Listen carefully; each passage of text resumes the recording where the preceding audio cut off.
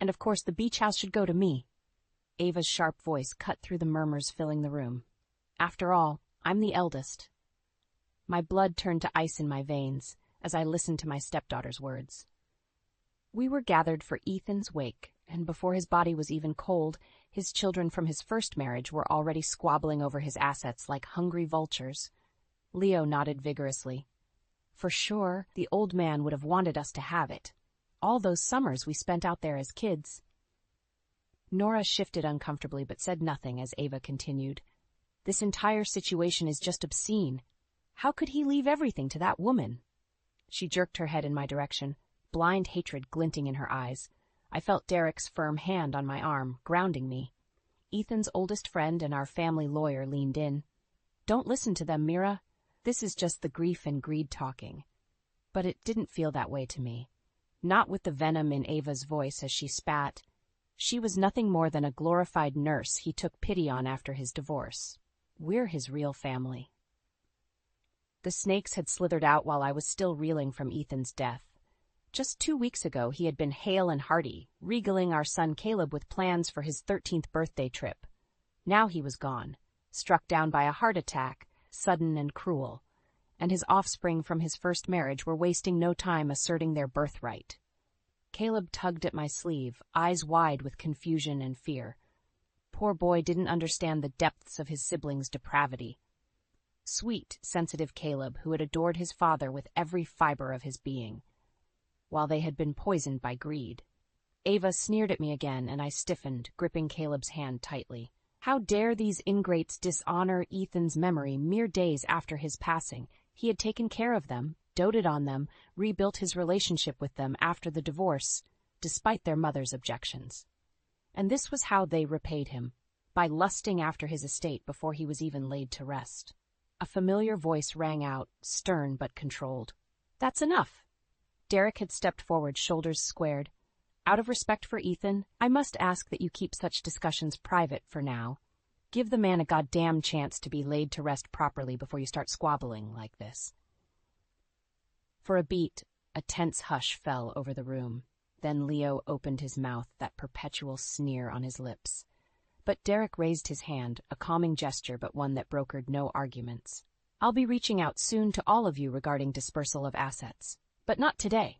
We're here to mourn Ethan and celebrate his life, not indulge petty monetary disagreements. Are we clear? Ava looked murderous, but she gave a terse nod. Crystal. She still, then turned on her heel and stormed out, Leo and Nora trailing behind. In their wake, a fragile silence shattered only by Caleb's hiccuping sobs. I pulled my son close, stroking his hair as my own tears flowed. Little did those vultures know, but Ethan had one final ace up his sleeve. As I clutched his last letter to me, written in shaky but determined strokes, I knew that he would have his justice. The game was just beginning. Sleep eluded me that night as Ethan's words burned in my mind. My dearest Mira, if you're reading this, then the worst has happened. I rolled onto my side, clutching the crumpled sheets as the memory washed over me in vivid detail.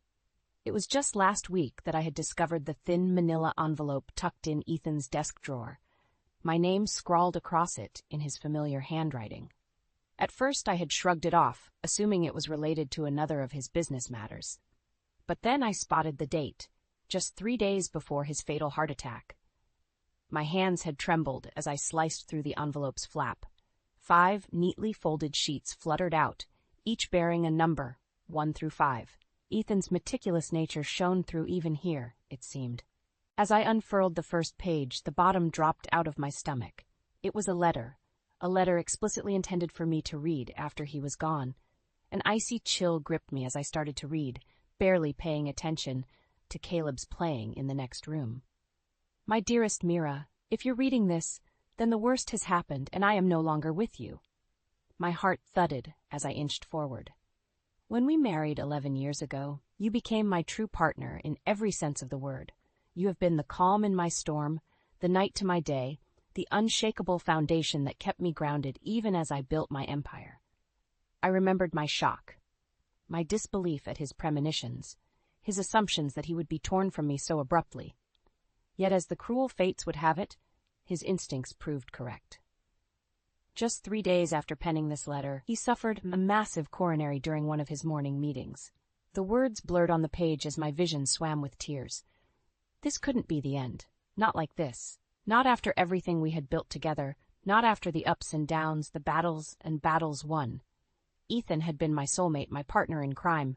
How could he be so cruelly ripped away? I continued reading, my chest tightening with every line.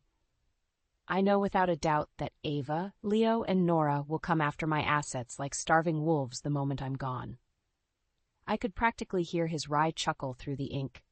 They have revealed their true greedy, grasping natures to me, time and again.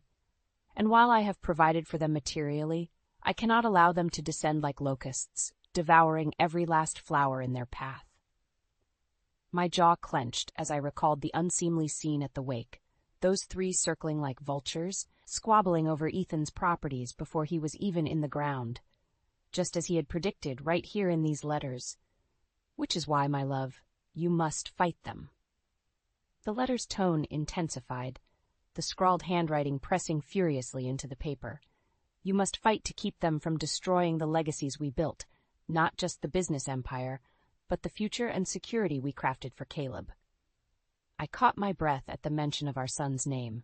They cannot be allowed to sully his inheritance, his future, with their rapacious greed and toxic avarice. The words hung there, emphatic and absolute, a call to battle, one which Ethan knew would come even from beyond the grave. I remembered looking up from the letter, a steely resolve settling in my heart. My wonderful husband, he had been willing to take on this fight himself, against his own flesh and blood, but fate had intervened, leaving it to me to carry the torch. As I read on through the night, the path became clear. Ethan's instructions outlined the first salvo, the opening moves in what would surely be a high-stakes war, one which would determine not just the fate of my family's future, but justice itself. Tell Derek I've left everything in readiness, the letter closed. He'll know exactly what path we must take. I exhaled slowly, feeling the weight of responsibility envelop me, but also the fortifying embrace of Ethan's trust. This was his wish, his final act to protect those he truly loved, and I would be damned if I'd fail him. Gripping the letter tightly, I rose and strode into Caleb's room. He started at my entrance, but I shushed him gently. "Don't worry, my sweet boy," I murmured, stroking his hair. "Your father has given us instructions, and I'll make sure we carry them out to the letter." Caleb opened his mouth, questions swimming in his eyes, but I just smiled, squaring my shoulders. It's time we fight to protect our future. My hands trembled ever so slightly as I unfolded the second letter, those now familiar looping scrawls tantalizing me with their secrets. Despite the cold pit of dread that had taken up residence in my stomach, a frisson of anticipation coursed through me. What revelations awaited within these pages? What weapons had my brilliant husband prepared to battle his monstrous spawn? Caleb watched me intently, his wide eyes missing nothing. The poor boy had been rendered so quiet, so somber by the events of the past weeks, it pained me to see his usual sunny exuberance dimmed, but I forced a reassuring smile for his sake. "Your father always did have a flair for the dramatic." I winked conspiratorially. "Let's see what he's cooked up for us this time." The first few lines plunged into Ethan's signature mix of straightforward instruction and wry observation. "You've always been my most capable partner in all endeavors, my love, so I know I can trust you to handle this situation with utmost discretion and resolve." My eyes narrowed as I continued reading. The first step, it seemed, involved a series of carefully coded file names and instructions to access a secure server that Ethan had created unbeknownst to anyone else. Ever the forward planner, my brilliant husband, it seemed this was his meticulously prepared battleground from beyond the grave. After 15 tense minutes spent following the digital trail of coded breadcrumbs, a vast encrypted database unfurled before me, organized into a series of ominously named folders. Avarsk SB, Leo HBGS, Norask ML. I frowned, sharing a sidelong glance with Derek, who simply shrugged. The old fox was inscrutable as ever. Slowly, I began opening the files, each one decrypting to reveal a staggering array of documentation. Financial statements, third-party audits, private communications, even sealed legal records. What the? I felt the blood drain from my face. Those ingrates, those grasping amoral snakes, The files painted a lurid portrait of untold avarice and deception spanning decades. From Nora's carefully hidden money laundering schemes to Leo's gambling indiscretions that would make a Las Vegas pit boss blush, to Ava's flagrant abuse of corporate resources and funds for her personal gain, no ethical line had gone uncrossed. When my eyes finally regained focus, I realized I was gripping Derek's arm in a white-knuckle grip, the muscles in my jaw practically grinding from clenched rage. How dare they? How dare those monstrous, thankless leeches spend years deceiving and stealing from the very father who had nursed them back into his good graces, after his divorce from their snake of a mother? Those... I was practically spitting, struggling for words to encapsulate the searing fury searing through me. Caleb shrank back, alarmed by the inferno that must have been blazing in my eyes. How could they do this? What kind of vile, soulless creatures could inflict such harm on their own family who gave them everything? Derek's face was grave, his voice solemn. Ethan wanted you to know the truth, Mira, to see exactly who and what you're dealing with. I'll kill them.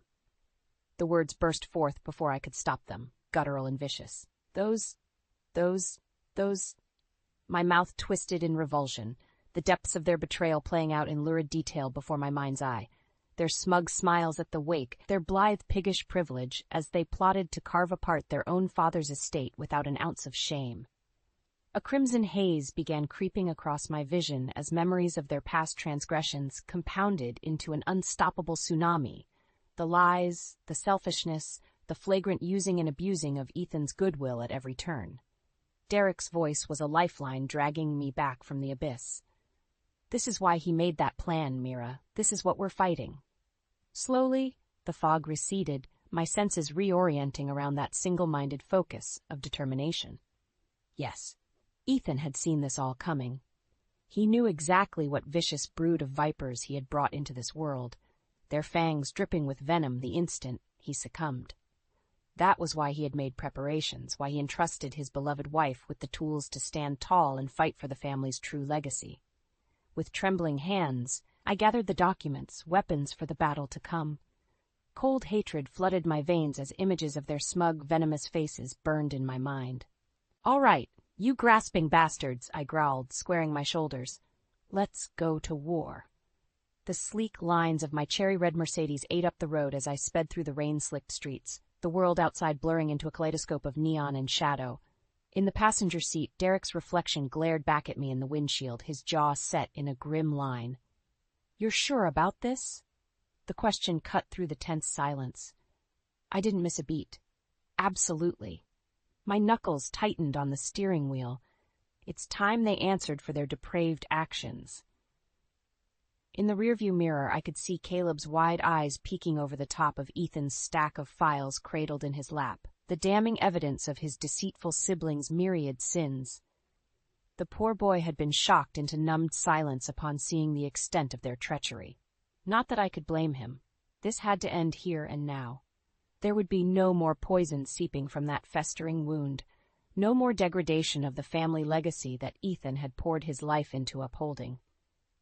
If his own flesh and blood lacked the honor and ethics to protect it, then I would stand in the breach and do what needed to be done.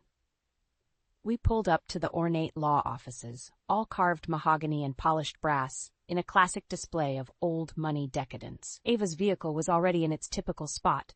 Of course, the leech would have arrived early to start spinning her vile machinations. The second my heels hit the marble floor, her shrill tones assaulted my ears.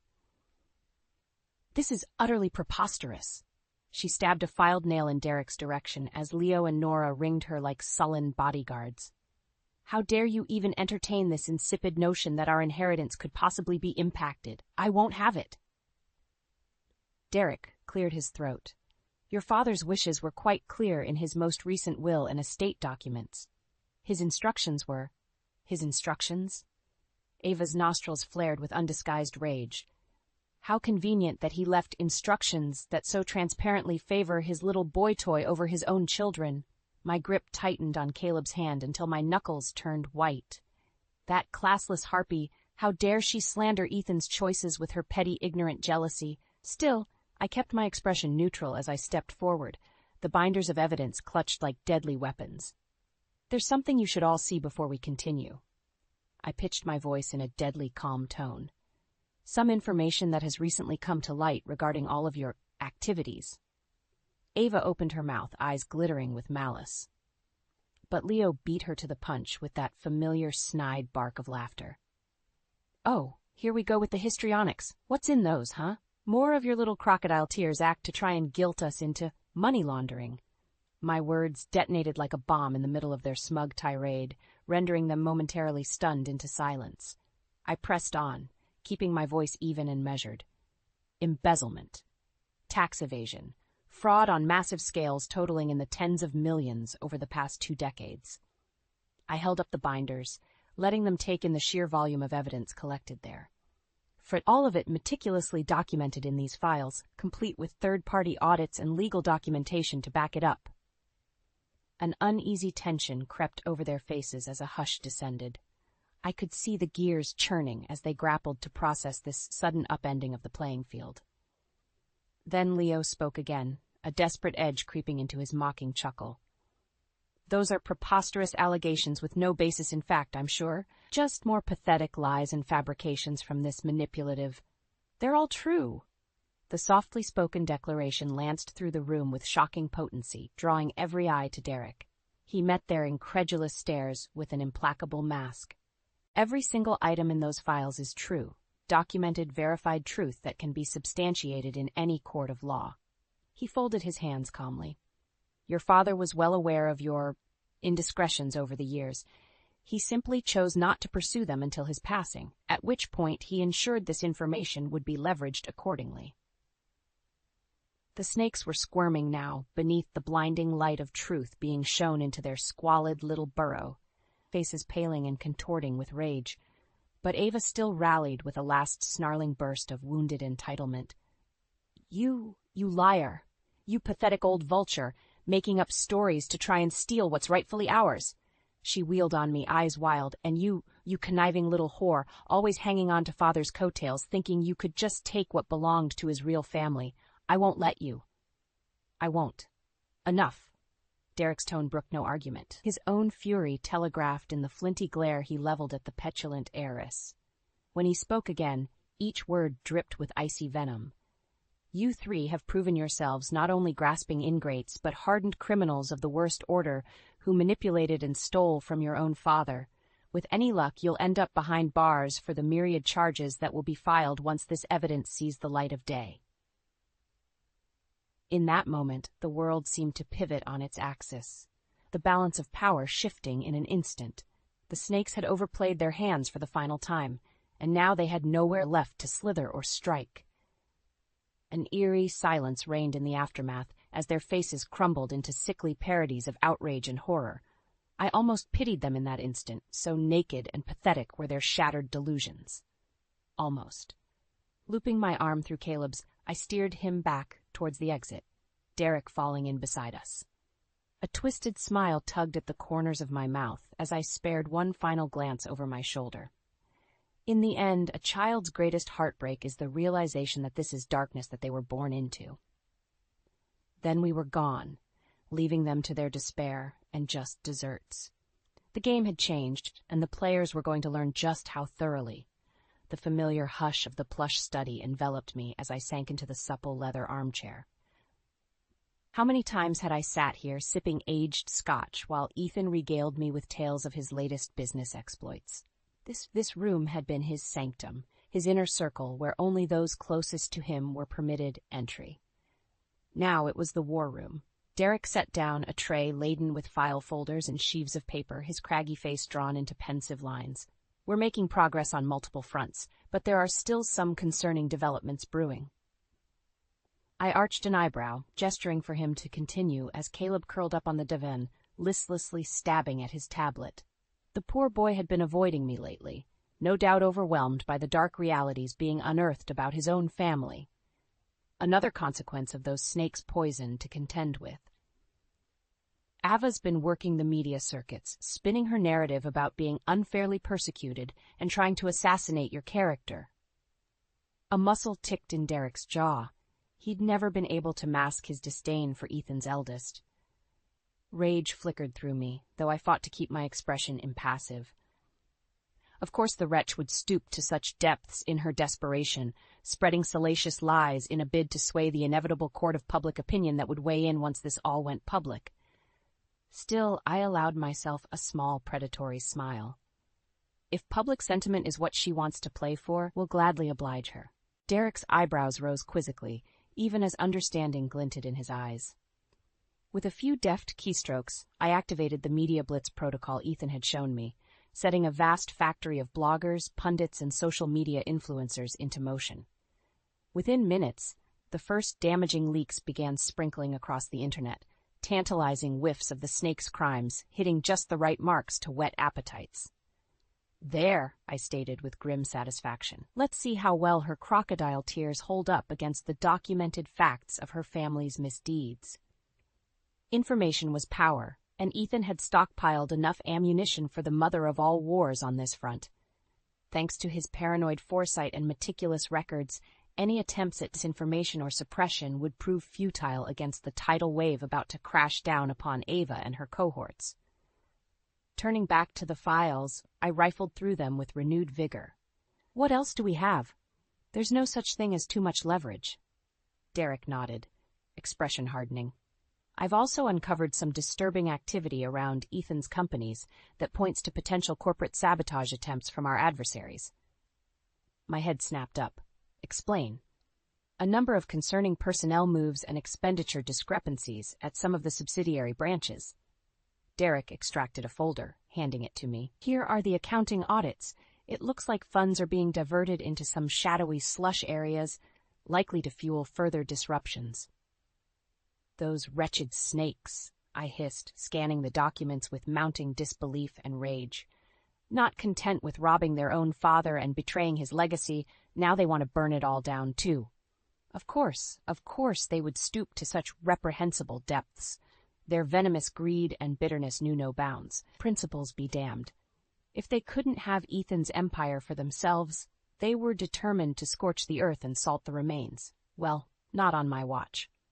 The phone was to my ear before conscious thought, muscle memory taking over as I rapidly punched in a coded sequence.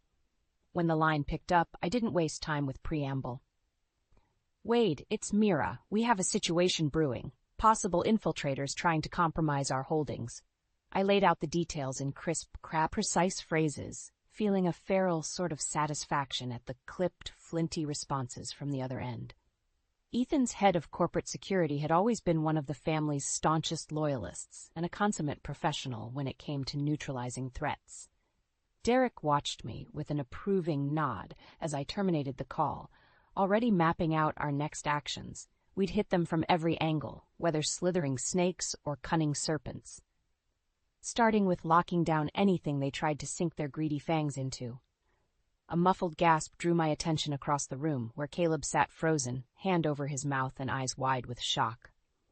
Before I could react, his whispered words dropped like a lead weight. "Mom. The house."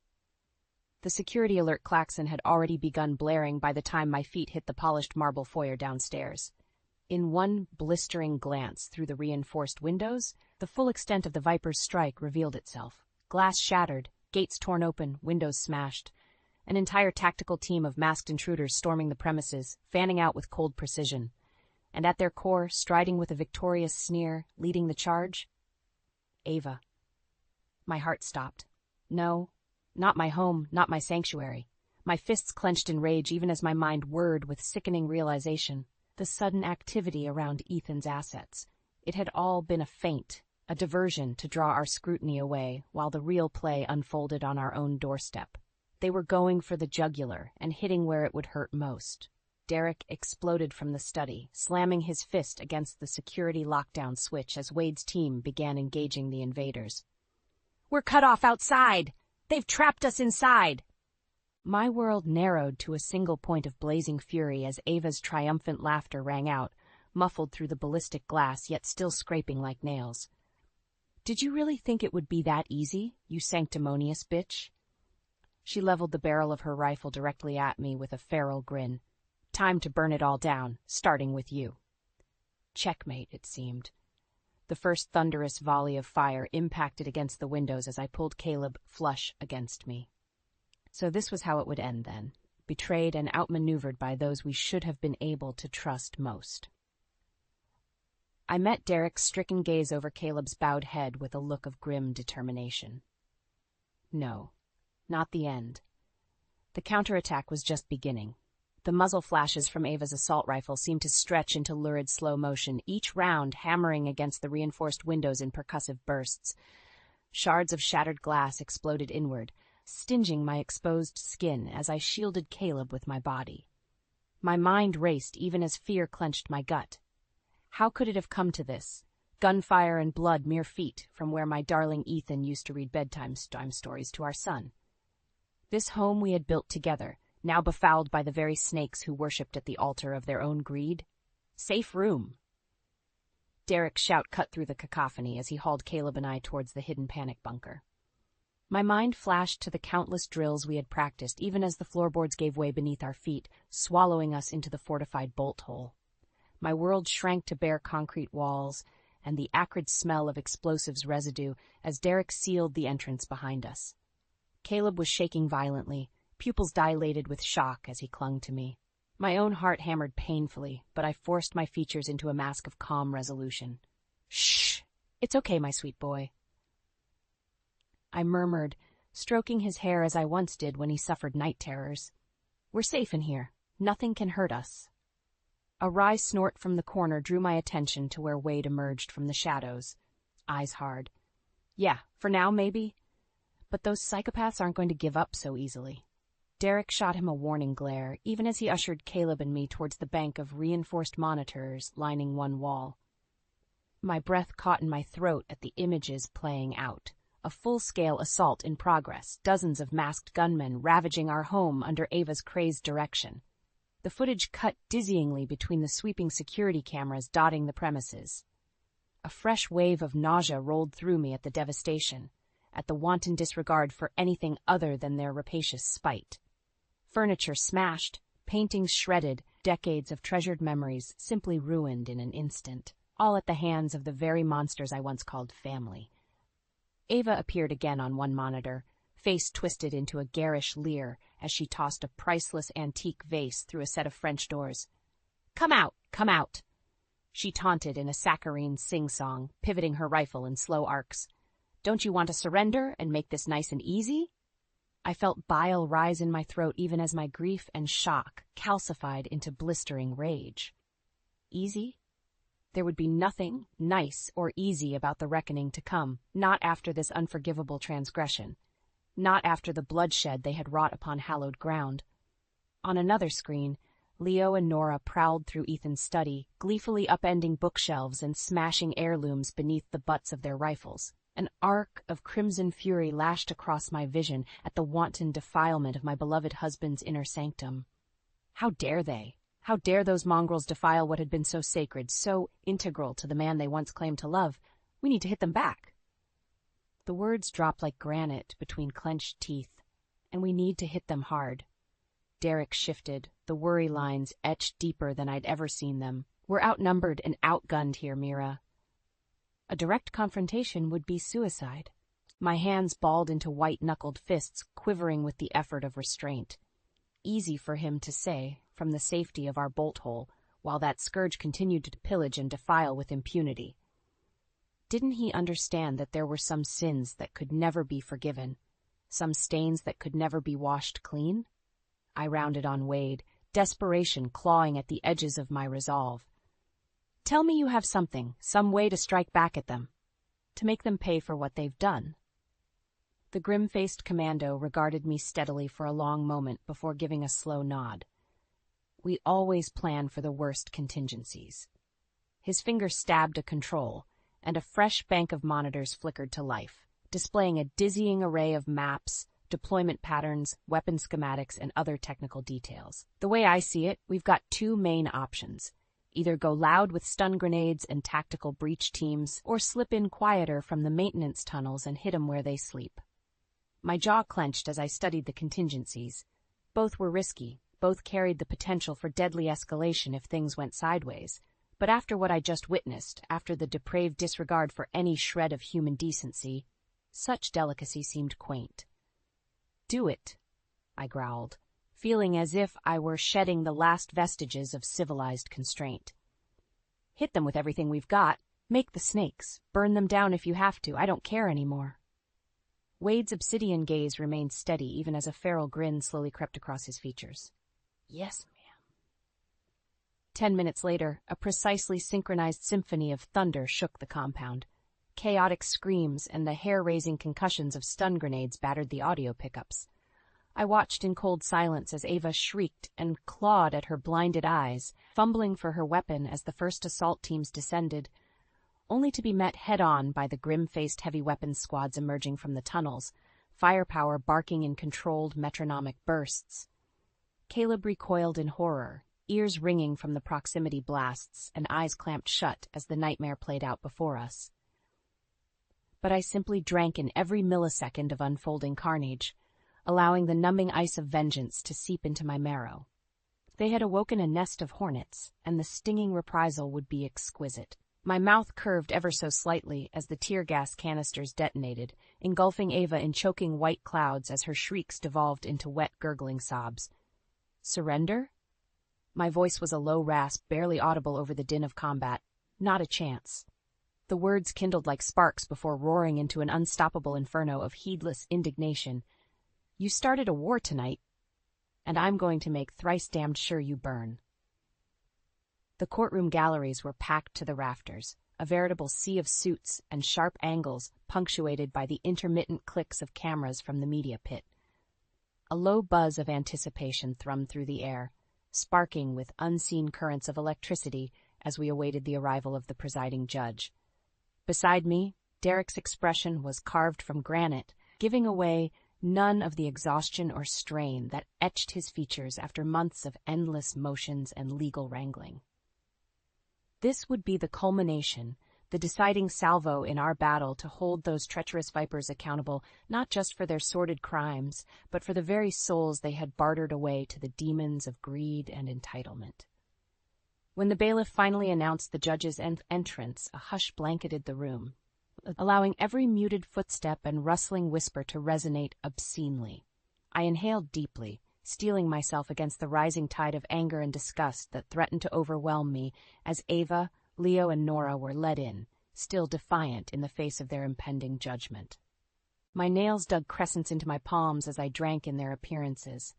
Ava's once haughty mask reduced to a twisted caricature of barely contained rage, Leo's perpetual sneer now tinged with naked fear, and Nora. Poor, pathetic Nora, whose cowardice and moral vacancy had condemned her to this fate alongside her monstrous siblings. They huddled together, shooting venomous glares and muttered asides like truculent children, even as their legions of millionaire attorneys fussed and preened. Pathetic, simply pathetic, the lot of them. This twisted family, if it could even be called that, had sown the whirlwind, and now they would reap the harvest of their unforgivable transgressions. I refused to allow even a glimmer of pity to take root in my heart, not after the blood spilled and atrocities committed in their death throes. No, if anything, they should count themselves fortunate to still be breathing after that fateful night. As the preliminary matters droned on in that somnolent legalese, my mind replayed the vivid images seared into its darkest recesses. The muzzle flashes bathing Ava's contorted mask in demonic shades as the opening salvo rained down. Leo's wretched screams as the fast-rope teams punched through the shattered windows in a hail of debris. Nora recoiling with very real terror as the piano wire traps shredded her would-be cover into splinters. By the time our forces had arrived, the courtyard resembled a bombed-out war zone, furniture and fixtures smashed and blasted into matchwood, elaborate frescoes obliterated by insensate gunfire, centuries-old heirlooms reduced to ash and echoes.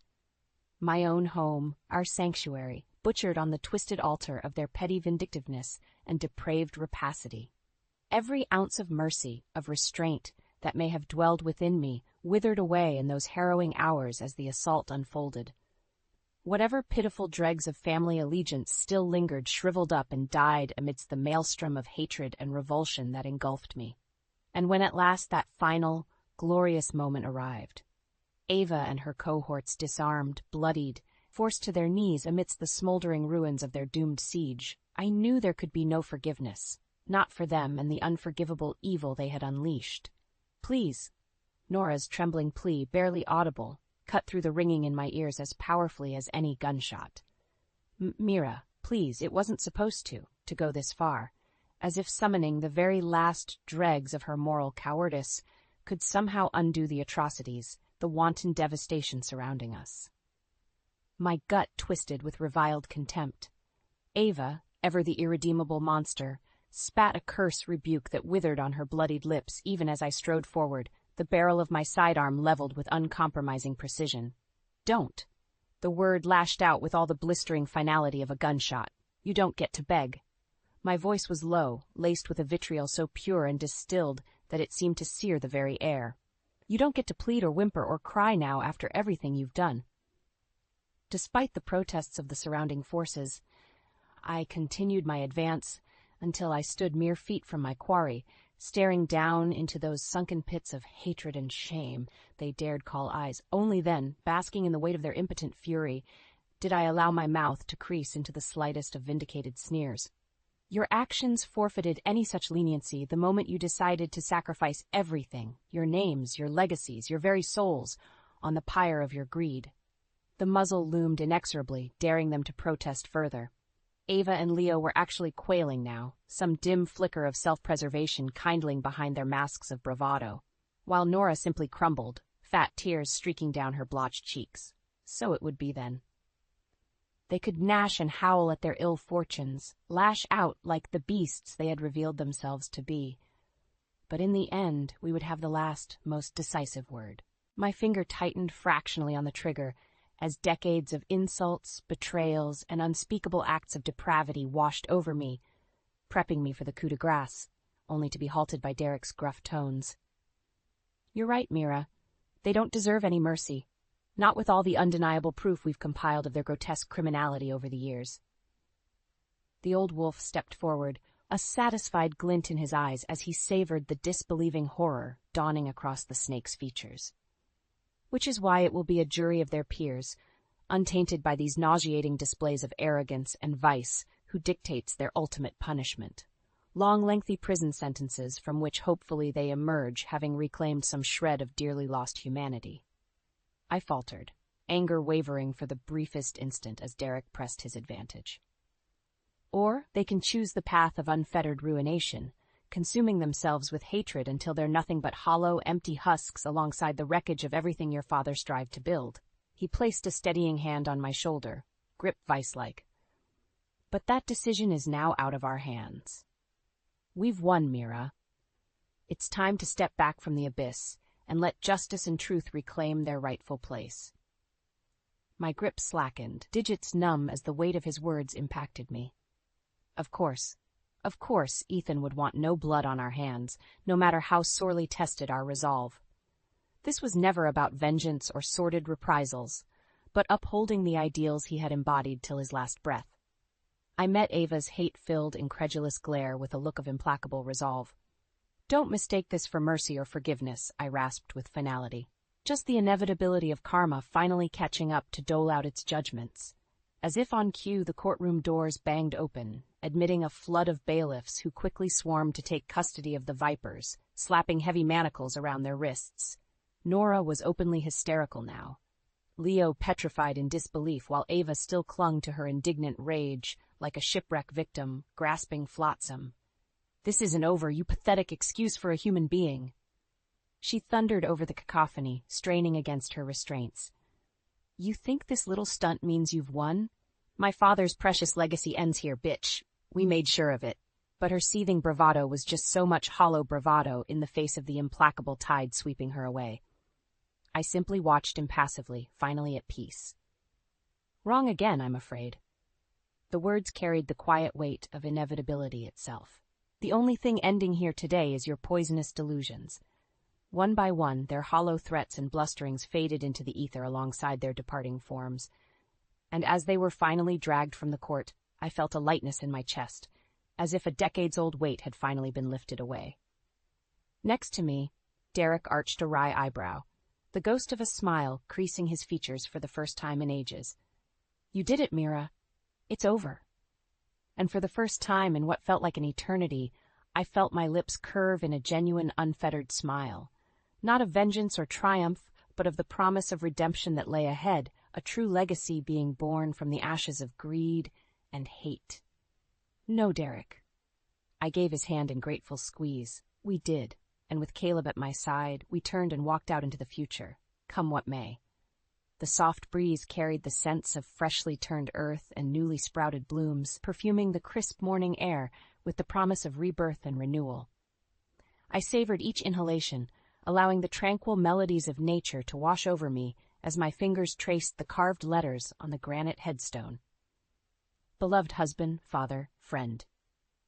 1968. So many memories, joyous and heartbreaking, triumphant and sorrowful, crystallized in those simple words and dates. An entire life and legacy distilled into cold, unfeeling stone, except not unfeeling, not anymore. The graveled path crunched softly behind me as Caleb approached, hands shoved into the pockets of his well-worn denim jacket, the one Ethan had gifted him on his 12th birthday only days before the fateful heart attack. My breath hitched at the sight of him, now standing eye-level to me, the same soulful hazel eyes regarding me with profound wisdom far beyond his 16 years. "You okay, Mom?" His voice was gentle, the last vestiges of adolescence still clinging to its timbre. I managed a wan smile, gesturing for him to join me. "Just remembering, is all." My fingers traced Ethan's name almost reverently as Caleb draped his arm around my shoulders, solid and reassuring. For long moments, we stood in companionable silence, united by the memories both joyous and haunting that permeated this hallowed space. Eventually, I felt composed enough to continue. "Your father was the most brilliant, passionate man I ever knew, right until the very end." I exhaled a tremulous sigh, leaning into Caleb's strength, both emotional and physical. He poured every ounce of his being into building his dreams, his legacy. And the sick part was how those he sought to include most of all were the ones who ended up trying to tear it all down. Caleb stiffened slightly, doubtlessly remembering those harrowing final days and the devastation wrought by his own flesh and blood. I pressed on, needing to exorcise these last vestiges of the poison. For months after the trial, I was consumed by hatred and anger toward them. The words tasted like ash on my tongue. It was like this all-consuming fire burning through me, torturing me with every waking moment, stoking my need for vengeance. I chanced a sidelong glance at my son's impassive features, searching for any traces of judgment or disdain. But his regard remained steady, constant, allowing me to unburden myself without fear of reprisal. At the time, it felt like the only way to cauterize the wound they had inflicted. The betrayal, the wanton devastation, like nothing else could ever let me achieve peace. My words grew softer, more reflective. But that wasn't true healing, it was just piling more hurt and anger on top of the first. Your father wouldn't have wanted that. He never let his quest drag him down into that darkness. He stayed focused on upholding the ideals and integrity that drove him. Caleb nodded slowly. He wanted to build and create, not just companies and empires, but something greater. His hand found mine, giving a reassuring squeeze. Something to protect people and give them shelter from the kinds of toxicity and hatred that fuels so much greed and wrongdoing. My throat constricted with a swell of pride at his insight and maturity. When had my bright-eyed little boy blossomed into this poised, insightful young man? I blinked back the mistiness prickling my eyes. Yes, exactly. And now it's up to us to carry that torch and continue his mission. Straightening my shoulders, I turned to fully face my son, cupping his cheek in my palm. Which is why I've decided to honor his memory by establishing the Coleman Family Foundation, a nonprofit organization dedicated to researching and developing preventative behavioral programs for at-risk demographics. Understanding blossomed across Caleb's features, swiftly followed by that infectious grin I remembered so fondly from his childhood. "You mean?" I matched his smile with one of my own, feeling lighter than I had in years. "That's right. If there's even the slightest chance we can help other families avoid the ugliness and toxicity that plagued ours, then we owe it to your father's legacy to make that effort." For a long moment, neither of us spoke, simply basking in the prospect of authoring a new, brighter chapter free from the shackles of bitterness and anger. When Caleb finally broke the silence, his voice was thick with emotion. "He'd be proud of you, Mom, of both of us." I pulled him into a fierce embrace, feeling the contours of the man he had become pressed against me, Ethan's living legacy. "I think he would be too, sweetheart." My eyes found the carved epitaph, as if seeking benediction from beyond the veil. Because this is what it was always about, not punishing those blinded by their sins, but protecting and uplifting those still caught in darkness so they can find the light. Arm in arm, we turned and strode from the quiet peace of the Memorial Gardens, ready to face the future head-on with clear eyes and open hearts. The cycle of negativity and greed would end, and a new age of healing and positivity would beckon all those with the courage to seize it.